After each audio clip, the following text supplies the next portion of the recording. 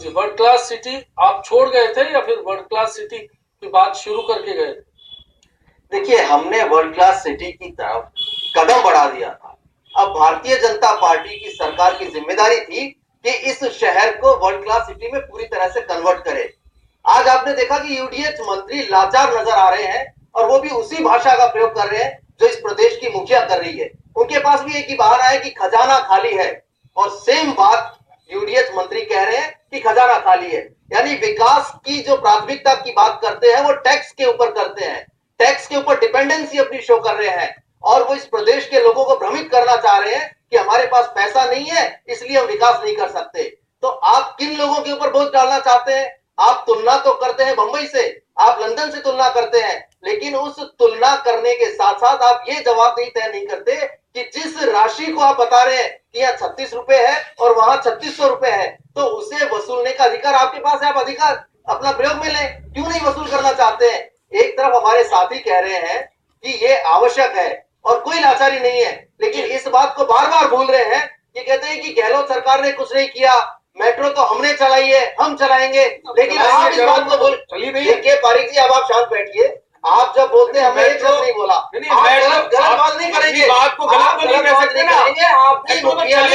आपकी मुखिया ने सदन में विरोध किया, आपकी मुखिया ने मेट्रो का विरोध किया, ये अननेसेसरी है कि ये इस जयपुर के लिए जरूरी नहीं है। आज आप जबरदस्ती श्रेय लेना चाहते हैं। पूरे देश की जनता जानती है कि जयपुर में मेट्रो चलाने का काम अशोक गहलोत कर रही है। अशोक गहलोत ने कहा जबरदस्ती आप लेना चाहते हैं। जनता के प्रति जवाबदेह बने। आप बंद कर दीजिए मेट्रो को। 2025 जी ने कहा बंद कर दीजिए। मुखिया ने विरोध नहीं किया और अभी भी आप कह रहे हो कि मंत्री की लाचार है, मुखिया लाचार है, ये थोड़ी सुन सकते हैं। लाचार, पूरी सरकार फेल। कुल मिलाकर अगर समझा जाए सूरत हाल, आज जयपुर बेहाल है, जयपुर में परेशानी है। फिलहाल एक ब्रेक, वापसी होगी। आज जो राज्यपाल जी ने बयान दिया है और जिस तरीके की बात कही है, मुझे लगता है कि सरकार की कोई राजनीतिक मंशा नहीं है कि इस शहर को वर्ल्ड क्लास सिटी के रूप में स्थापित किया जाए।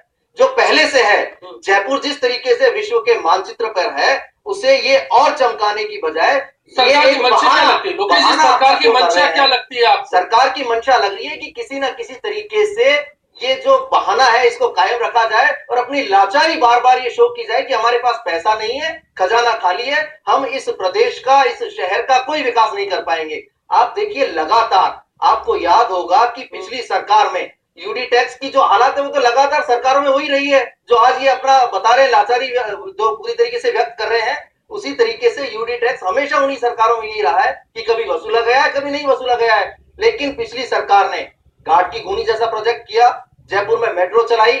आप देखिए, ट्रांसपोर्ट नगर में कितना बड़ा अंडरब्रिज बनाया, गोपालपुरा में अंडरब्रिज बनाया। तो इस शहर के विकास के वो तमाम काम किए, लेकिन किसी के ऊपर सफाई के पैमाने पे लगातार पिछले 7 साल में जयपुर का स्तर गिरा है। 2 साल बीती सरकार के और उससे पहले गहलोत सरकार की 5 साल सफाई का स्तर लगातार गिरा है और इस बार भी वसुंधरा राजे सरकार के राज में गिरा है। ऐसे में मनीष पारिक साहब, आपसे भी खजाना खाली है 9000 करोड़, जो कि कैग की रिपोर्ट में आया है। आपके पास में एक्स्ट्रा छोड़े हैं, इसको तो बोलने के बावजूद लगातार आप ये कह रहे हैं कि खजाना खाली है। उन 9000 करोड़ का क्या किया भाई आपने? आपने क्यों नहीं प्रदेश की जनता को ये जवाब दिया कि आपके पास 9000 करोड़ रुपए यहाँ रखे हुए सरप्लस में, बजाय इसके आप लगातार कहते रहे कि खजाना खाली है, खजाना खाली है हमारा। जी मनीष जी, क्यों खजाना खाली है?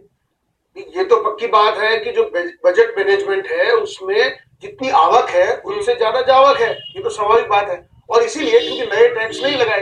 एक बात मैं आपको ये भी बताना चाह रहा हूँ कि यूडी टैक्स को प्रारंभ, ओझा जी आपको शायद इस बात की जानकारी नहीं है कि देश और प्रदेश की तमाम सरकारें बिना कर्ज लिए कोई काम नहीं कर सकती। अगर आप ये जानना चाहें कि ये कर्ज कैसे हुआ, किस तरीके से किया, किसने लिया, तो मुझे लगता है कि आप इसकी तह तक नहीं पहुंच पाएंगे। कोई सरकार बिना कर्ज लिए विकास के काम नहीं करवा सकती। इसलिए आप ये जो कहते हो ना कि 60 साल से, लेकिन ओझा साहब का एक और सवाल है, जो विकास के लिए कर्ज लिया जा रहा है वो विकास हो नहीं रहा, वो दिख नहीं रहा। देखिए, यही बात मैं बताना चाह रहा हूं कि तमाम सरकारें बिना कर्ज के कोई काम नहीं करती है, और जिस मद में कर्ज लिया जाता है, जनहित के योजनाओं के लिए कर्ज लिया जाता है तो जनहित पे खर्च किया जाता है, अगर डेवलपमेंट के नाम पे लिया जाता है तो डेवलपमेंट पे खर्च किया जाता है। मैं एक उदाहरण पर आता हूँ। मेरे ख्याल से मनीष जी और तमाम मेहमान इस बात से इत्तेफाक रखेंगे। बीआरटीएस कॉरिडोर मुझसे पूछ रहे हैं जी। देखिए, जिन 2 प्रोजेक्ट की आप बात कर रहे हैं उनकी पूरी प्रोजेक्ट रिपोर्ट सारी मंगवाई गई और देखी गई कि किस तरीके से उसको आगे बढ़ाया जा सकता है और उसके तमाम प्रयास किए गए। लेकिन उस वक्त भी भारतीय जनता पार्टी के लोगों ने उसका विरोध किया और आज उसको चलाने के लिए तैयार नहीं है, जब इनको पूरा बहुमत दे दिया प्रदेश ने और ये पूरे तरीके से इनके पास अधिकार है कि ये जो चाहे वो कर सकते हैं। लेकिन चलिए मनीष जी इसका जवाब दीजिए, मैं फिर दामोदर जी आपके पास में लौटूंगा।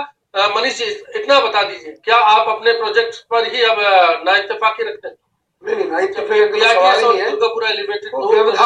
व्यवधान आ गया है तो वो तो सरकार के कारण आया है। जो सब आपने क्योंकि आरोप लगाया, पूरा आंदोलन बीजेपी ने चलाया उस दौरान, इसलिए समझना चाह रहा हूँ ये तमाम मजबूरियां क्या है। विरोध किया, आंदोलन चलाया, अब 1.5 साल हो गए, क्या इन्होंने उसमें 1 इंच भी आगे बढ़ोतरी की? आप ही का प्रोजेक्ट, अब आपकी सरकार और पूर्ण बहुमत की सरकार, किसी से पूछने की आवश्यकता नहीं है। पूछ रहे आप एक कदम आगे नहीं बढ़ा रहे। मनीष जी सवाल यह है कि प्रोजेक्ट तो जो वाइबल होता है वो चलता ही है। बीआरटीएस का प्रोजेक्ट चला, उस समय प्रताप सिंह जी खड़े हो गए, मेरे छाती में से जाएगी है, रुकवा दिया।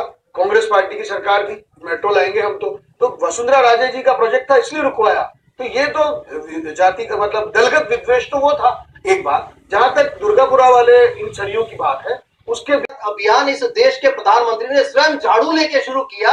आज जिन जिन राज्यों में उनकी सरकारें हैं वो तक ध्यान नहीं दे रही है। उस अभियान को बीच में बताइए, उस अभियान को बीच में बताइए। जनता के ऊपर डालना ट्रैफिक की बात कर रहा हूं मैं, दामोदर जी। ये कहकर कि प्रताप सिंह जी विरोध करने गए थे और आपके लोगों ने विरोध किया, मुझे सिर्फ इतना सा बता दें कि आज सरकार आपकी है। अगर आपकी इच्छा शक्ति इतनी प्रबल है कि आपको वो टैक्स वसूलना है, उसमें कौन आपको रोड़े अटका रहा है? कौन आपको रोक रहा है? क्या आपको जनप्रतिनिधि अगर विरोध करता है, विपक्ष में है, तो आप क्यों बात मान रहे हैं उसकी? अगर जनता एकत्रित होकर आपका विरोध करेगी तो फिर आपको सोचना पड़ेगा।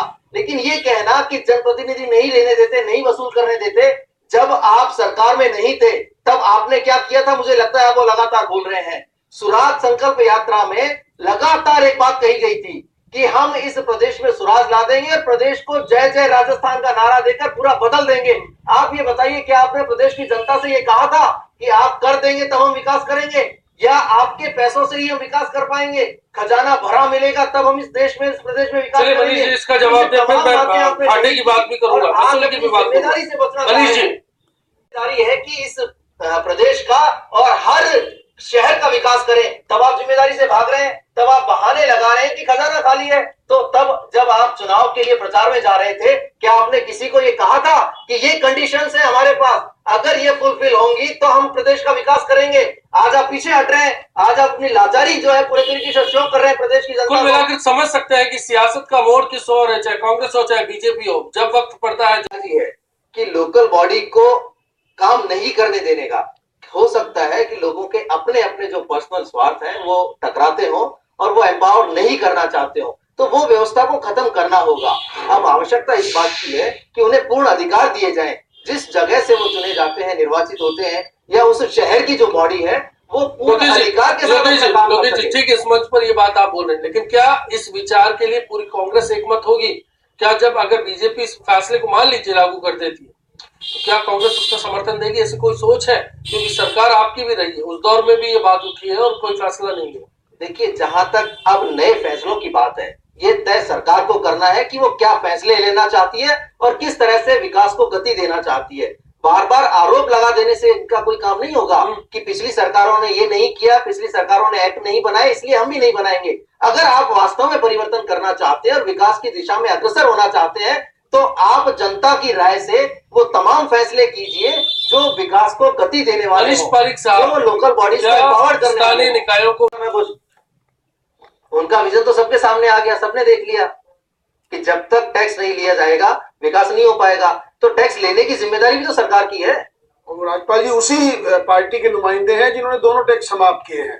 ये मैं आपको बताऊं, कांग्रेस पार्टी की सरकार ने कोई अपनी जिम्मेदारी से बच गए। अब आप ये कहेंगे कि हमने तो टैक्स खत्म कर दिए, वसूले कैसे? और अगर वसूली नहीं होगी तो विकास नहीं करेंगे। तो आप ये किस तरीके की बातें कर रहे हैं? क्यों बरगलाना चाह रहे हैं विकास के नाम पर? ये दिग्भ्रमित क्यों करने का प्रयास कर रहे हैं आप? आप ही कह रहे हैं टैक्स खत्म कर दिया तो वसूली कैसे होगी, और राज्यपाल जी कह रहे हैं कि वसूली नहीं होगी तो मैं विकास नहीं करवा पाऊंगा, मेरे पास खजाना नहीं है, मेरे पास कोई संसाधन नहीं है जिनसे मैं इस शहर में या इस राज्य में विकास करवा सकूं। तो क्यों ये दोहरी बातें क्यों कर रहे हैं आप? चलिए इस पर जवाब दीजिए, फिर मैं किया तो आप टैक्स वसूलेंगे कैसे? फिर तो ये बात ही नहीं आती कि टैक्स के बिना हम विकास नहीं करवा सकेंगे।